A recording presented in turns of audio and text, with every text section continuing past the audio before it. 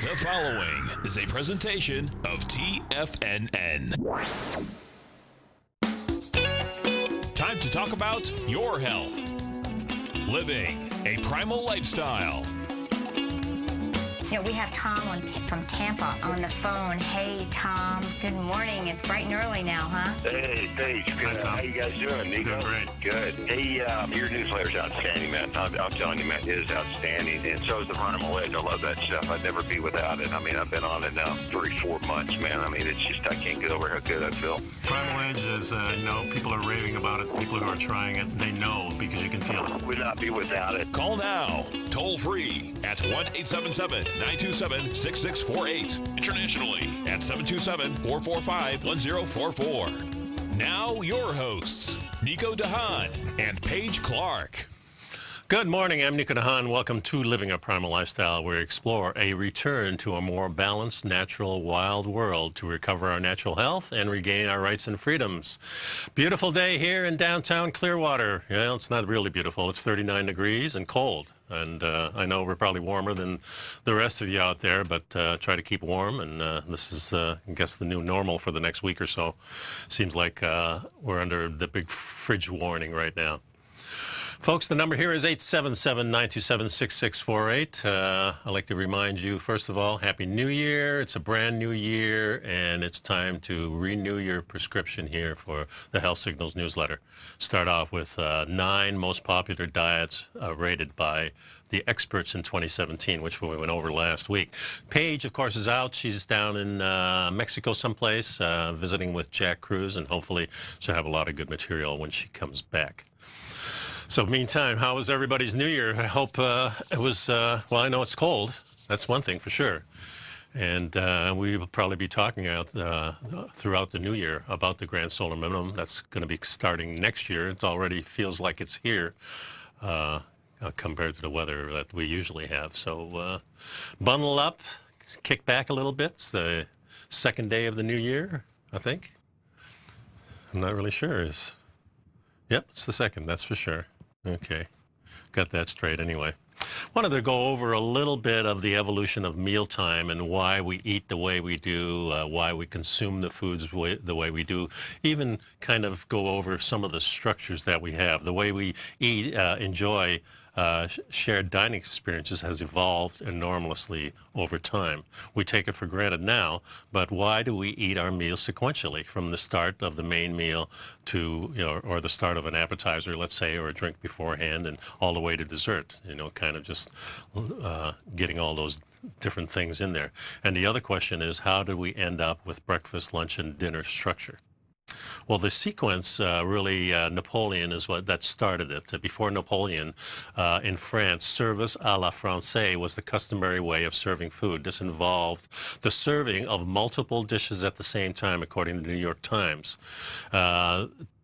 There's a gal who explains in Paris, Bonjour Paris, which is a magazine, that Napoleon adopted the course-by-course format while he and his armies were in Russia in the early 19th century. He then brought this innovation back to France, where it took off like wildfire. Serverless à la Russie describes the way we eat now, a succession of different dishes served one after the other. It was a very different way of dining. The way it worked was dictated by the French court. It was essentially a giant buffet. So buffet is French for sideboard, on which was placed an enormous variety of foods which the guests could pick at. It was spectacular to look at and reached its zenith during the Ancient Regime, which was the regime with King Louis, and he was famous for indulgence. It was not an effective way of eating because the hot dishes went cold. The sauces developed a film of scum. Soft food turned crusty, and of course wasteful, because the dishes were not associated with any specific recipients. It was kind of like a free-for-all where everybody was eating from everywhere. So this kind of led to a much clearer differentiation between the types of food we eat at different stages of a meal. For example, the origin of the term dessert tells us a lot about the structure of a meal. Culinary historian Michael Condell writes in his book Sweet Innovations, A History of Dessert, the French noun dessert originates from the word deservo, or unserved, that is, to remove all the things that have been served. In other words, the dessert was set out once the table had been cleared of the dishes that made up the main part of the meal. Just go over here. Now, the 3 days a meal, this structure of breakfast, lunch, and dinner, which we are accustomed to in the West, hasn't always existed in its current form. According to the food historian Even Day, the word breakfast came into use during the Middle Ages, where people would break their fast after a night's sleep. Before this time, the meal didn't exist in formal terms. However, breakfast was deeply frowned upon by the Catholic Church. In her book, Breakfast, A History, Heather Anderson says that the 13th century Dominican priest named Thomas Aquinas described breakfast as he used this term, prepare. This term describes the sin of eating too soon in the day, the sign of gluttony. It presumed that if one ate breakfast, then they were predisposed to other lustful, gluttonous things like sex and alcohol. Oh, my goodness. Lunch remains the confusing meal, according to Denise Witterman of BBC, because many people, especially in rural areas, ate their dinner at lunchtime. She writes, one theory is that it's derived from the word nuncheon, an old Anglo-Saxon word which meant a quick snack between meals that you could hold in your hand. Maybe that's where the hamburger came from. The nun part was derives from the fact that the meal happened around noon. But where I come from, lunch, there is no I in lunch. Or no L in lunch? Oh, there was no L in lunch, I see. No one seems to know where the L came in. It was just unch, I guess, before that time. So the notion of dinner being a nighttime meal is relatively a modern concept. In fact, it describes the main meal of the day, but the timing keeps being pushed farther back. The word comes from French diner, meaning to dine. However, the word comes from the Latin word inyar, which means to fast. So you put the two together and you break the fast, I guess. So that was the original breakfast. So the reason dinner gradually became later was two things, fashion and lighting. During the 18th century, dinner was postponed until later in the day. With the arrival of artificial light in the 19th century, enjoying a nighttime dinner became much easier in reality. So it's kind of interesting where all this stuff comes from. So stick around, folks. We're going to be back in a couple seconds here. I'd like to remind you to pick up our Primal Edge. This is our one-shot wonder. Over 310 cell-ready liquid ingredients, all provided to you by fulvic and humic acid to get the good stuff in and get the bad stuff out. I'll be right back. You know what's cool? Taking something that's good for you. Something specifically formulated to help with weight loss, better sleep, stress reduction, and the need to detox. Nico, our hunter and gatherer ancestors found all their nutritional requirements for health in their wild environment. But today, our food sources no longer contain the vitamins, minerals, and nutrients our bodies need to stay healthy and strong. That's why we need Primal Edge Daily Nutrition. It includes a special blend of ionic, soil-based vitamins, minerals, fatty, and amino acids in an easy-to-use liquid form. Primal Edge is powered by highly concentrated fulvic and humic acids, nature's preferred delivery system. They have been called miracle molecules because, like sunlight, air, and water, life cannot exist without them. That's right, Paige. They ensure we receive all the nutrition we need to be healthy and thrive. We take it every morning. Primal Edge, formulated and approved by Nico and Paige of Living a Primal Lifestyle. Buy it today for just $89. Click on the Primal Edge banner on the front page of TFNN.com. Platinum, grains, crude oil, gold, copper, cattle, hogs, gasoline, natural gas, coffee, cotton, cocoa, and sugar. These are just some of the commodities mentioned in the most recent issue of Andy Hecht's Techno-Mental Commodity Report. Andy publishes his weekly newsletter every Thursday morning, where he breaks down the commodity market and provides his subscribers with specific trading recommendations based on his trading methodology. By signing up for a free trial to the Techno-Mental Commodity Report, you'll get a full 30 days to try out this powerful newsletter service and see for yourself the types of trades Andy has recommended for his subscribers. When you sign up for a 30-day free trial, you're under no obligation to pay anything. And should you decide to continue, you will lock in the low rate of only $79 a month. Sign up right now for the Techno-Mental Commodity Report and make sure you're ready to catch the next big trade in commodities.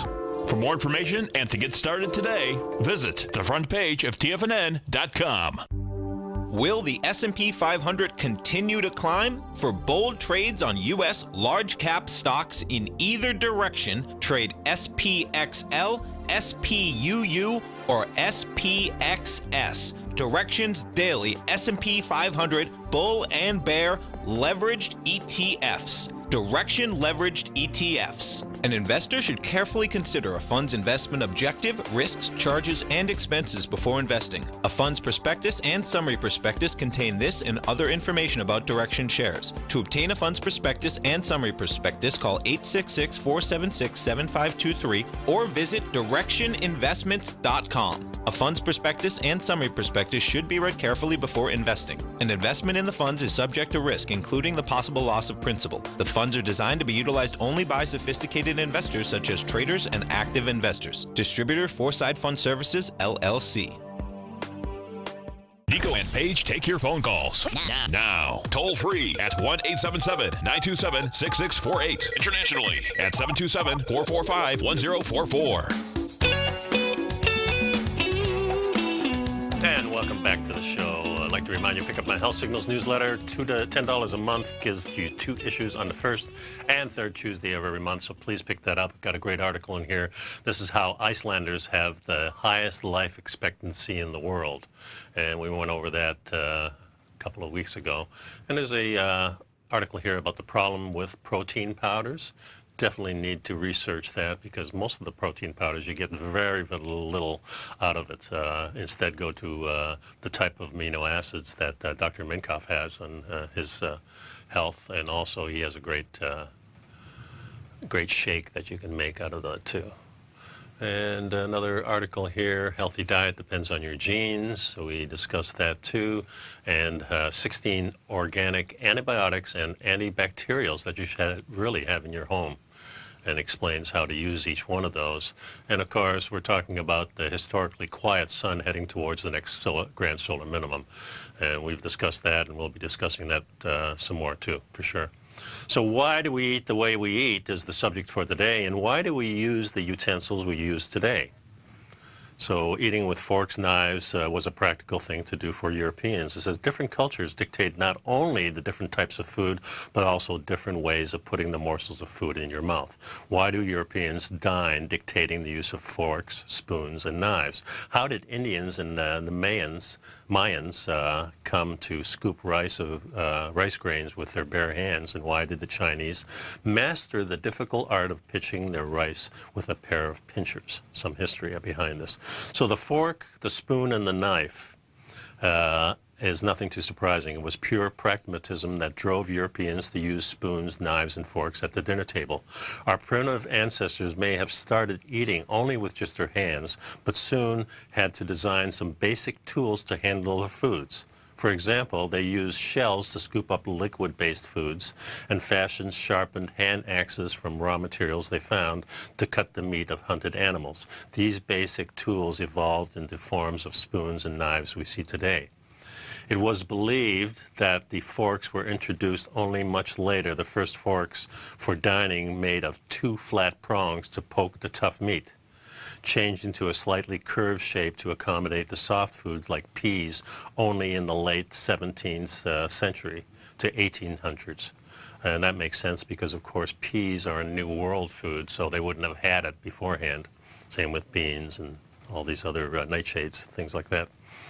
Let's see, one dining boo-boo to allow when trying to cut that piece of steak, besides flipping it across the room while tearing it apart, is placing the fork with the prongs facing upwards so you can hold the meat in the other hand.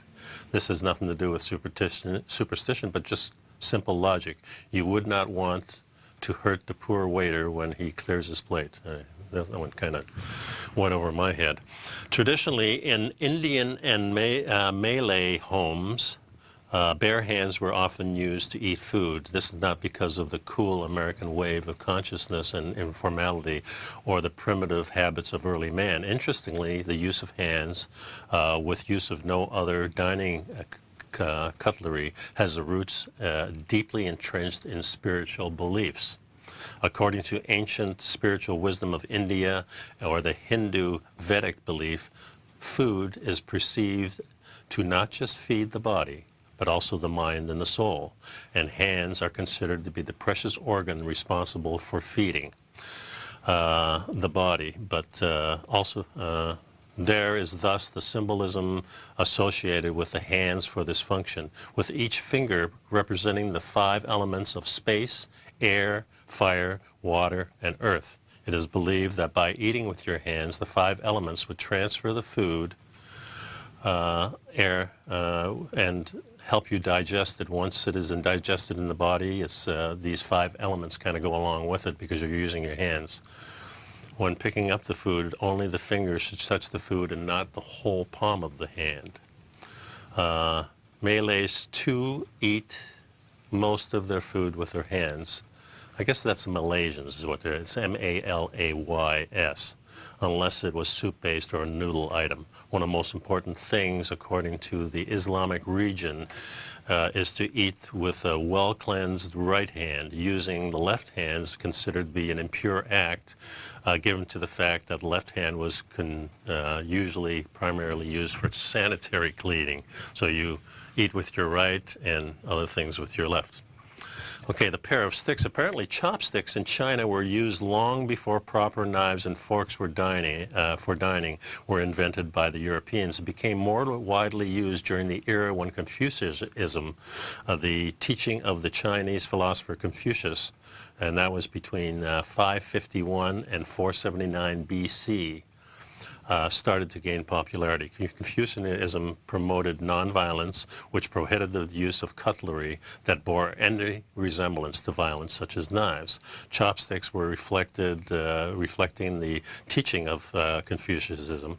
The gentle and benevolence of it seemed like the best cutlery to use at the dining table. Food was thus cut into small pieces even before being presented on the table. So without any need of further cutting, you had everything you needed. Why were the hands not used? Well, most Chinese dishes during the era, and even now, involve dipping food into sauce, and using hands to handle the food would have been a messy affair, making the chopstick the perfect solution. One thing you should not be caught doing with chopsticks, though, is to poke them into the rice straight up. That's a symbol of death. So that's kind of like a little thing they have there. You can't stab the rice, folks. You got to use it the other way. When a person used to eat can indeed be a window to the culture's history and intriguing beliefs yet again. So that's kind of interesting. I know in Europe, when I was taught, and I left Europe quite young, I was 7 years old, but with the way of setting the table, and of course being the youngest in the house, I was the one to set the table. You put the fork on the right hand, and you put the knife on the left hand. And this was because Europeans generally don't switch hands. They thought it was really ridiculous to take the spoon, put it in your left hand, and take the cutting utensil and then cut it this way. Europeans always will cut with their left hand and use the fork in their right hand always. Something that's kind of an odd thing. I still do that. It's a habit that was ingrained in me, and that's the way I still set the table. And my wife, when she sets the table, she'll put all the utensils on one side. And so it's a little different when I do it. And it's a habit that I've continued, and I just do it because I guess that's the way I was brought up. So you really do stick to your habits. Something that's ingrained in you just is part of your culture. You tend to go along with that even if you move into another culture. These things are some of the things that you hang on to. And you can see this being a minor cultural thing, but imagine some type of norm that you have in your house that is completely different than American. Then somebody coming into your house would kind of think, well, this is kind of odd. And I do remember the classmates that I had when I was growing up in Canada. I had a black friend of mine. I go into his house, and boy, it would smell completely different. I had a German and a Polish friend, and their houses smelled different than mine did. And I always came back and asked my mom, I says, why do their houses smell so different? Well, because of the food. That's the difference. That's the main thing. So it was always interesting to me right away that the different cultures ate different things. And I always, how can these people eat these things that smell so foreign? But of course, when you're born into that, that's a whole different thing. Oh, so stick around, folks. The number here is 877-927-6648, and we're going to continue this road of why we eat the way we do. So stick around. I'll be right back.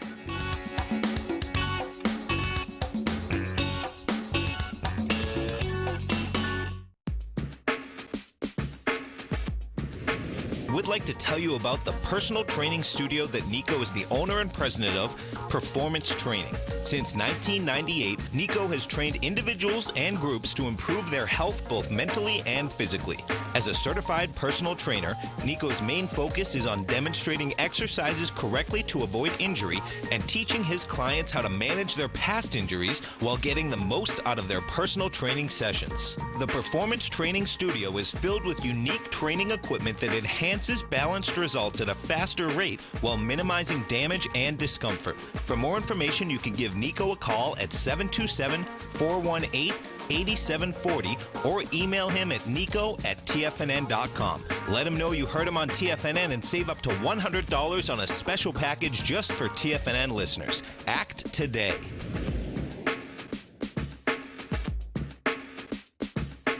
Tiger TV is an exciting way to experience TFNN programming. See high-definition video, giving you crystal clear charts, as well as seeing some of the faces of TFNN's highly acclaimed financial experts with crisp, full-fidelity sound. Catch Tom O'Brien, John Logan, Steve Rhodes, Basil Chapman, Larry Pesavento, Think or Swim, David White, Andy Hecht, and Daryl Martin in crystal clear, high-definition audio and video. Tiger TV, exclusively at TFNN.com. Has the current market volatility continued to stop you out of trades when the market spikes against you?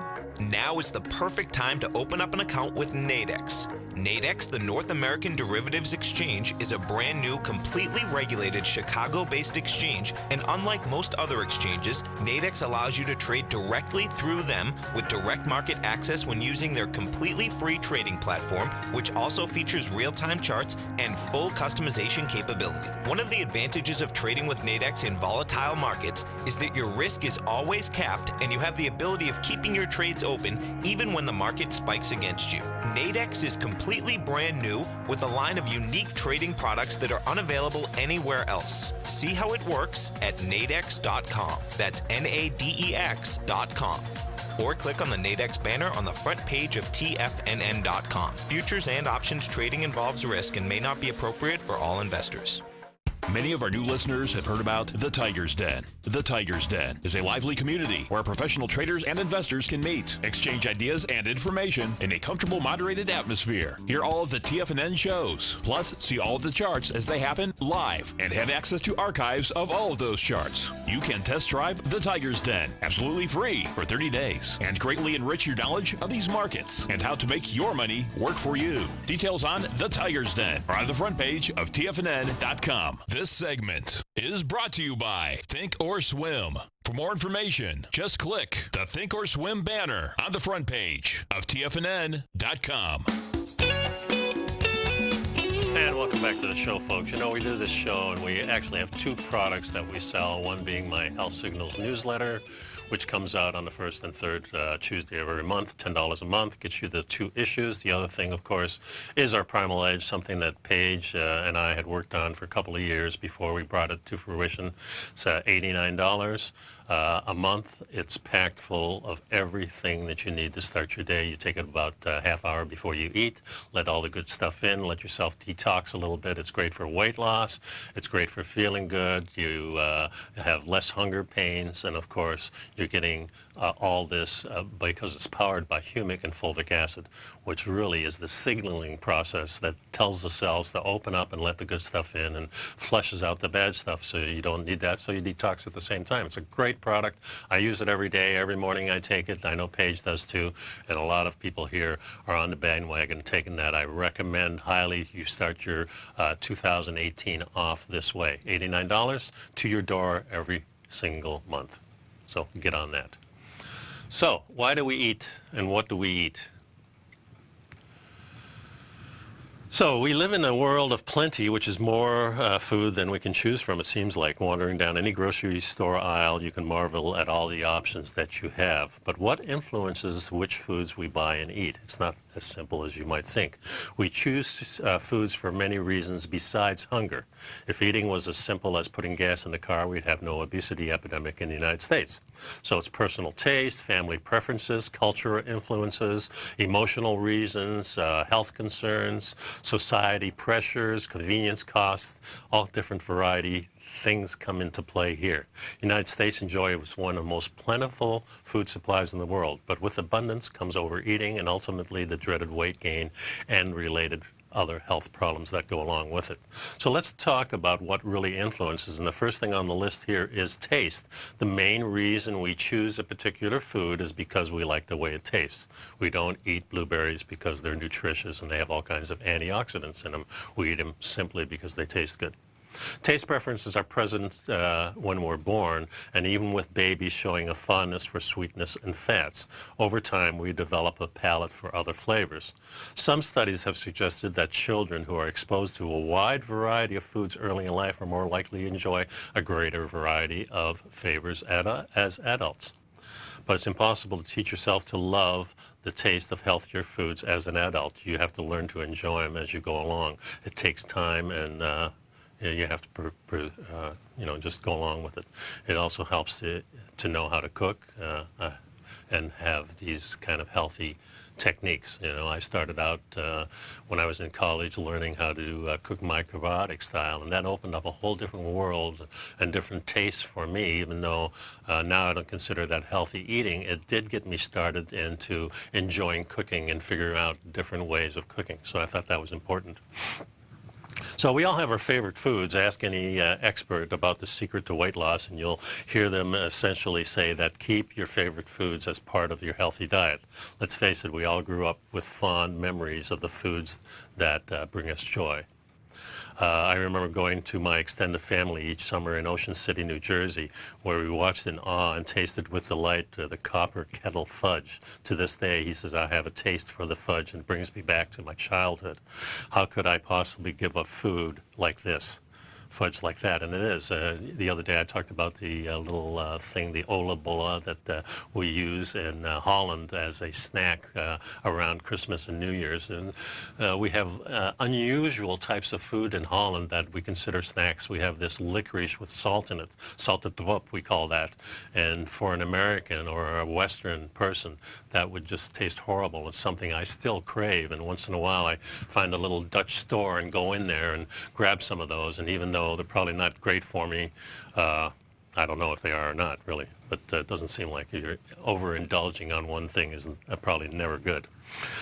So it's human nature. As soon as you attach denial to a particular food, it becomes an obsession. It doesn't take a rocket scientist to know that being obsessed with a food is not good for weight loss. Of course, one of the big things that people are obsessed with are two things, I find. One is bread, and the other thing is diet sodas. It's hard for people to give up their diet sodas. They're so addictive. Not only is the syrupy stuff addictive and that in it, but the stuff they use as a substitute, aspartame, or maybe they use other things, and some of the other ones are really highly addictive too. They know this, and because you're not getting any satisfaction from a drink like that, you're not really spiking the sugar, and you're not really spiking the oil in a sense, or the fat, so you're not really getting satisfied in any way. So what happens is you get more hungry. And our fast food providers like McDonald's and Burger King and Taco Bell know this, and this is why years ago they invented that big drink, the 64-ounce drink, because they knew that the more you drank of that, the more hungry you would be, and especially with the diet sodas. So number 3 here is eating with your eyes. It's not uncommon to be disconnected from your hunger center instead of eating with your eyes, sometimes wanting to eat something that is all about how it looks.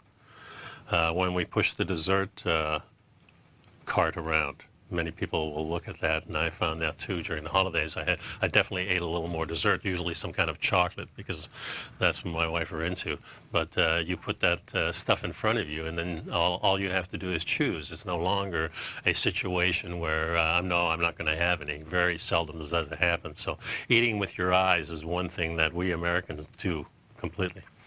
Another reason for eating is cost and convenience also weighs heavy on our food choices. Time-saving food choices are a major factor for anyone with limited time for shopping and cooking, but expenses can quickly add up when you rely on restaurant, takeout, and convenience food. The good news is that you can stretch your food dollars even more when you're crunching for time. Quick-serve restaurants abound, and you can always find a nutritious soup or salad that won't sabotage your diet.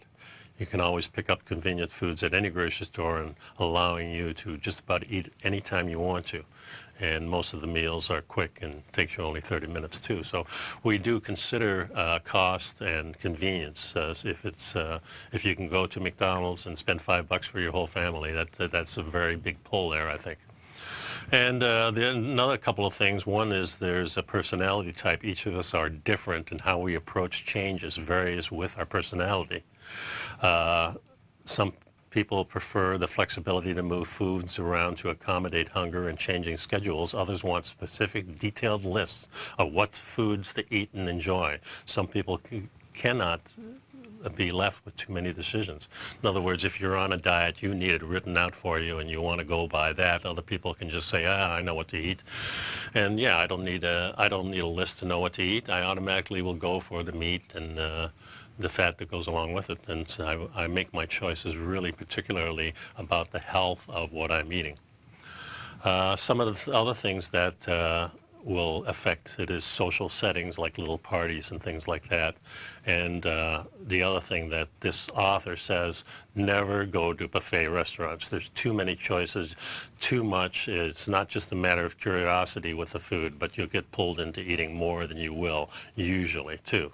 And have you noticed how big the plates are these days? We have our dinner plate, this is a huge plate where if you go back to grandma's cupboard, you'll find it's about half size. So lots of stuff like that. Anyway, we're going to continue with this. Bottom line is making food choices a complex behavior influenced by many, many things, folks.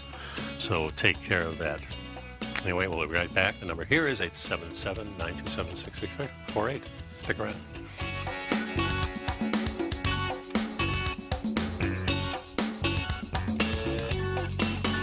You know what's cool? Taking something that's good for you. Something specifically formulated to help with weight loss, better sleep, stress reduction, and the need to detox. Nico, our hunter and gatherer ancestors found all their nutritional requirements for health in their wild environment. But today, our food sources no longer contain the vitamins, minerals, and nutrients our bodies need to stay healthy and strong. That's why we need Primal Edge Daily Nutrition. It includes a special blend of ionic, oil-based vitamins, minerals, fatty, and amino acids in an easy-to-use liquid form. Primal Edge is powered by highly concentrated fulvic and humic acids, nature's preferred delivery system. They have been called miracle molecules because, like sunlight, air, and water, life cannot exist without them.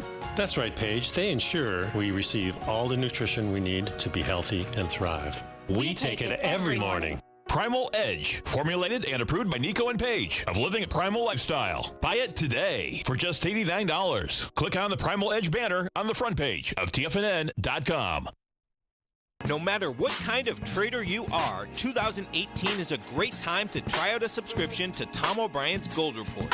Whether you just plan on diversifying your portfolio with some exposure to gold and gold mining equities, or you're a gold bull that sees 2018 as the year of commodities, now is a great time to sign up for the Gold Report. Tom O'Brien publishes his Gold Report every Monday morning before the market opens and covers a variety of topics including gold, silver, platinum, copper, the XAU and HUI, the dollar, bonds, South African rand, as well as more than 20 of the most actively traded mining equities. Start your 2018 off with a bang and sign up for the Gold Report today. The Gold Report is a long-term newsletter where the focus is on building real wealth through the management of a successful portfolio of gold stocks. For all the details and to start your subscription right now, visit the front page of TFNN.com and you'll find the Gold Report under Investment Newsletters.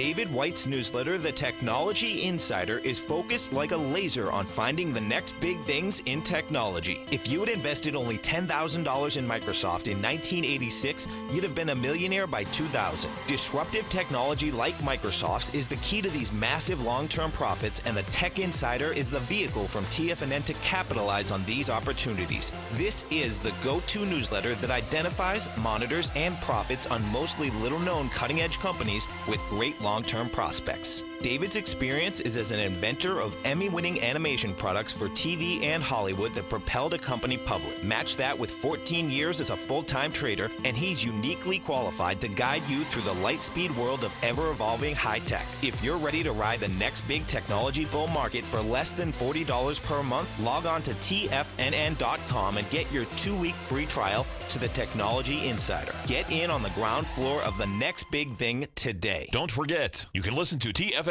live on your mobile device 24 hours per day. Go to TFNN.com, then hit Watch Tiger TV. That's TFNN.com, then hit Watch Tiger TV for the latest market information. Welcome back, folks. Nico here. Paige is on assignment, let's say, in Mexico. Hopefully it's a little cooler down there than it is, or a little warmer down there than it is here, because it's pretty cool, about 39 degrees here. And I know as you head north, it gets worse and worse. So bundle up, stay warm, and stay active. So can we actually make a difference of changing the way we eat? That's what I want to know. You're probably seeing the statistics. According to the United Nations, we'll need to produce 70% more food by 2050 to feed ourselves. And folks, this is a statistic that is brought out, but they're not even considering the grand solar minimum that we talk about. So if we're starting to change where we grow the food, if the food has to move 400 miles south, then we're displacing a lot of different things, and the old growing areas are not going to be any good anymore. We have to come up with new ones. It's going to be more difficult. And of course, if you listen to Adapt 2030 with David Dubine, they're talking about moving a lot of growing areas inside. So we'll see what happens with that. Food movement types generally hate this statistics because it's deceptive. They said we wouldn't need to increase production at all if we just simply eliminated food waste, share food equally, and control our appetite for meat. That's true kind of in an abstract sense, but you know, we do have a lot of waste. I know in America, boy, probably about half the food seems to be thrown out. No doubt about that. There's a little chart up here. Let's go to that. And this is the rich are eating more than our share. And they said in this article, the rich that's us. And according to this chart here, we have definitely much more daily food consumption than the rest of the world. Here, the agricultural land use, you can see we're using almost twice as much land for food growth as the rest of the world is. Also, the emissions that come from the food agriculture production is pretty high where we are. And then the last thing is there, the emission from land use changing. So having to change where we're growing the food takes quite a bit too. The chart, it highlights first the emissions. The average American diet were nearly double those associated with the average world diet. Meat eating, they say, is the real culprit. Nearly half of our daily emissions are stemmed from the beef alone. Now, I dispute that a little bit, because if the cows are eating their natural food, the emissions that they have are a lot different than if they eat grains, if they're eating grains. And I was watching Dr. Pol, the amazing Dr. Pol, who's a veterinarian. They had this marathon going on, so they had episode after episode. And one of the things he was talking about was the guy had a cow that was sick. They had the cow in the barn, and he would let it out to feed. And he's looking across the fields there, and he says, you know, you should knock all these fields down, this high weeds that you're growing over here on this side. He says, that stuff is no good. If you cut that down, then the grass will grow, and you'll have your cows eating just nice, rich grass. He says, well, that's wheat. He says, I thought that was healthy. He says, no, that's the worst thing you can feed a cow. So goes over to another place, and the same kind of thing is happening, only the cows are in the cornfield. They're eating corn, and their cows are getting sick. So the cows were getting sick from eating their food that was given to them, but not their preferred food. Because if you let them out and you put the wheat or corn beside a nice area of grass, they're going to go for the grass because that's what they prefer to eat. But like anything, you put something in front of them and nothing else, they're going to eat the corn or the soy or the wheat, which is no good for them. If you've ever seen some of those factory farm films, you're going to see that the doctor goes around and inspects the cows, and how they do that is about every 10th or 20th cow, they put a big hole in their stomach, and it's open. So the guy can just put his hand in there and scoop it out, do his little test, and then he can see from whatever is in the bacteria growing inside the stomach of that cow that he just pulled out, determines whether he needs antibiotics or more, because they know the stuff they're feeding him is making them sick. It makes them fat, and that's the plus side for the farmer. So always pick your meat that is naturally produced. Very, very important. Let's go down another chart here. It's incumbent upon the affluent to change. So here we have listed of all these countries, and here we are, the United States and Canada at this end. The average daily requirement of protein is where this black line is, and here we are over-consuming the protein, is what this chart says here. The paper doesn't call for global vegetarians. The author recognizes that food-based, animal-based food is crucial for many of the world's poor. As we can see in this graph, people in India and Asia barely get enough protein, even when you include milk, eggs, and meat. And that's just the average in those regions. People below average aren't getting enough. Let's see. Many of the poorest people around the world also depend on livestock. Animals account for 40% of the global farm income. It's important to increase the productivity of the animal agriculture. My contention, too, is that it would be much better, instead of growing all these fields of corn and wheat and everything like that, we go back to letting those animals take control of that, having this huge area in the United States. You know, we're so lucky. We have the Great Plains where we could have all these animals roaming free and just multiplying like crazy. So when we need the food, it's there, and it's all running around, and all we have to do is capture them, which in a sense, that would make me very happy, because then I could go out and get them, and that's more adventure than going to Disney World as far as I'm concerned. Learning how to trap these animals, and learning how to clean it. This is so foreign to us now, because we never touch the animal until it comes.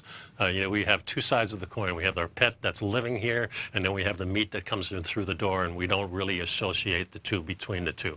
Not that you're going to eat your pet, but there's no correlation between what's really going on our table. We don't have to gather this food. We don't have to slaughter anything.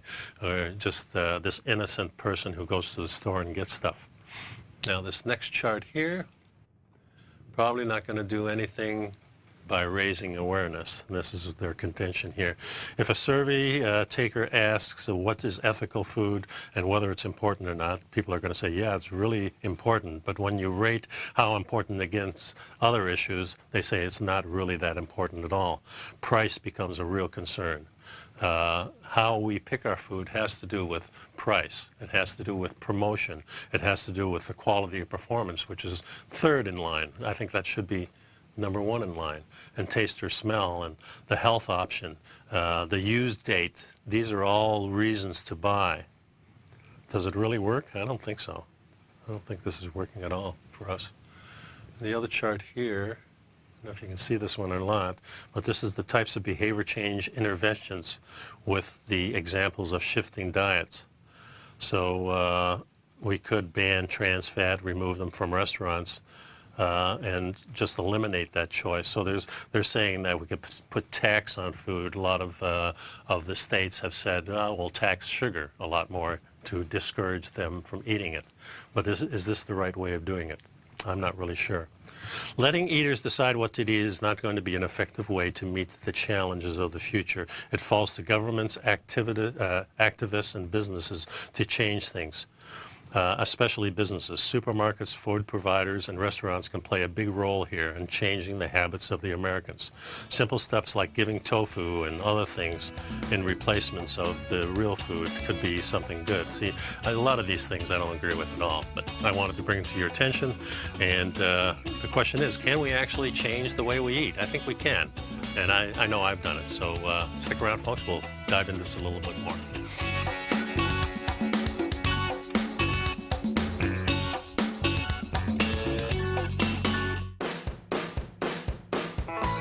Hi, I'm Steve Rhodes, host of The Trader's Edge, heard daily at TFNN.com and author of Mastering Probability, a daily investment and trading newsletter service that I send out each morning by 8 a.m.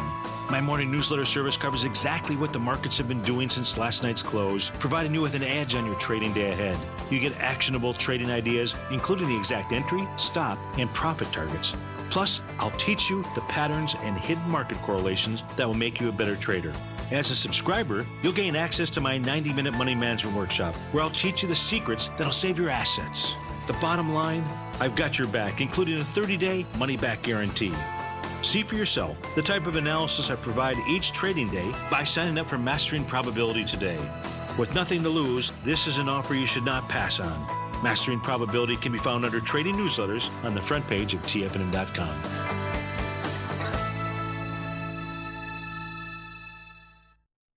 Hi folks, Tom O'Brien here. If you'd like to get my daily newsletter, Market Insights, then now is a great time to sign up for a 30-day free trial.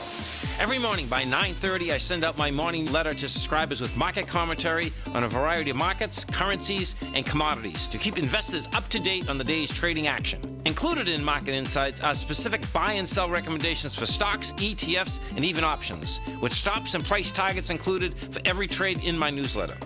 If you'd like to try my newsletter risk-free for 30 days, then head over to the front page of TFNN and you'll find Market Insights under Trading Newsletters. I use my years of trading experience to bisect and dissect the market every morning and give my subscribers the most important information they need to know for the day ahead. I even issue afternoon updates for my subscribers whenever warranted with important market action. I'm always scouring the market for the next great trading opportunity. Sign up for your 30-day free trial to my daily newsletter, Market Insights, today by visiting the front page of TFNN.com. Wow! Go get 'em, folks.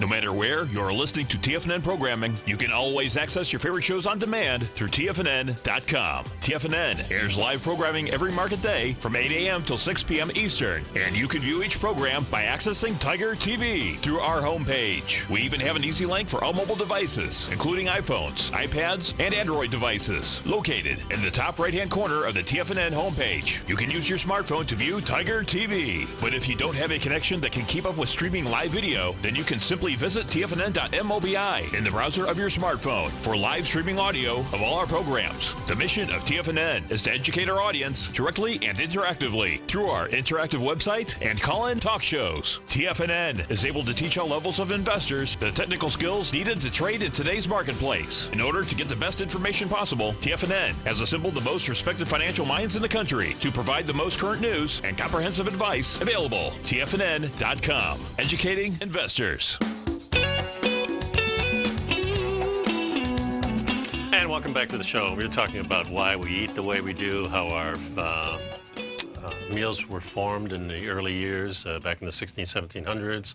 Now we have lunch, breakfast, lunch, and dinner, sometimes snacking, lots of things about food in our society. We have it advertised everywhere. And most of the things that are advertised are things that are probably not healthy for you. If you look at the choices of advertised food, you can pretty much just eliminate all those things and you're going to start eating healthier. So that's the first thing I would recommend, is just taking a look at that. And starting to look at, for me, what really made the difference was starting to look at what our ancestors did. And this was brought about to me by looking at our the type of diets that our ancestors did back years ago before agriculture. So that alone changed the way I thought about food, and slowly but surely over the last 10 years, I've gotten to a place where I'm pretty satisfied now. Over holidays and things like that, we all do stupid things, and certainly I had enough chocolate probably for the rest of the year, and I do feel it sitting here, you know. But we're pretty much back on the regime and the rest of the chocolates, so we'll probably just toss those out. We have a few left and get back to our normal eating regime, although my wife and I really ate the way we wanted to eat, and that's the way we eat every single day. Concentrating on our protein with the fat that comes along with it, picking out really good cuts of meat or fish or whatever, shellfish, all these bottom feeders, we love those. And then if we want to, we add a little vegetable and things like that. Did you know fruits were generally thought of as desserts way back when? Now we eat them, and we're told to eat 5 to 7 servings of fruits and vegetables. I don't really think that's necessary, but everybody has to find their own way of eating and finding something that really works for you.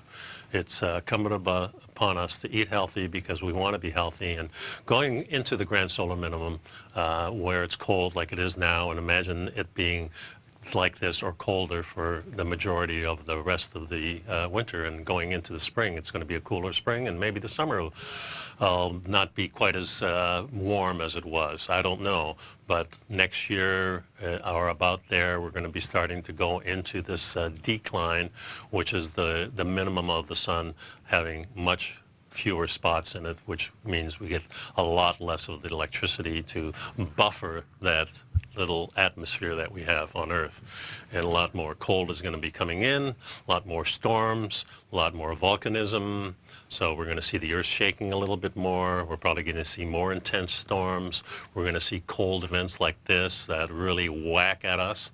So the best thing we can do now is prepare, get good food in your house, get enough for a few months, maybe a year's supply, I would say, is a good thing to do, because I think you're going to need it in the next decade. So it's just my opinion, but you can get your own opinion. Start listening to Suspicious Observer, Adapt 2030. Start looking into the types of eating that I've been doing, which is more along the paleo line, ancestral line. Start investigating the Weston Price site. A lot of good information out there these days, and as long as this web can still bring us this information, hopefully with the changes in the law about the web, being able to be controlled by our purveyors is not good news, but there's a lot of stuff out there now, so you start digging now and you're going to be ahead of the curve. So that's my recommendation too. Question in the chat room from Matt: will the solar grand minimum come into effect? Does this have a counter to effect on sea level? Yeah, I don't see the sea levels that have really risen. I mean, I'm right near the ocean here. I haven't seen it rise in 20 years, really. Most of the stuff in Miami, they're talking about that the Miami really is actually sinking. So I don't think this is really, we have to worry too much about the sea level rising. If anything, we get more of that freezing, then it's probably going to be the other way. Anyway, thanks for sticking around, folks. I'll be back on Thursday, and Paige will be back next week. So thanks a lot for sticking around. See you next time. Bye-bye.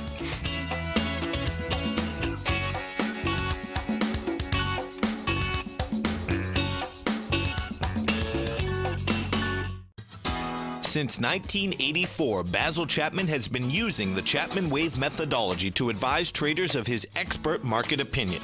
While originally hand-drawing charts from the late 1970s into the 1980s, Basil noticed that prices under most circumstances virtually always had a certain number of legs to the upside before declining sharply. Later, Basil found that computer software, which included the standard market technical indicators, enhanced the degree of accuracy in calling price turns, as well as market trend calls. Thus was born the Chapman Wave sequence. Using the Chapman Wave methodology along with other indicators, Basil Chapman advises his subscribers of his expert market opinion each market day with his opening call newsletter. Right now, you can get a 2-week free trial to the opening call, Basil's daily trading newsletter, by visiting the front page of TFNN.com. Cancel at any time during that trial and pay absolutely nothing. Get your 2-week free trial to Basil's newsletter, The Opening Call, today by visiting TFNN.com.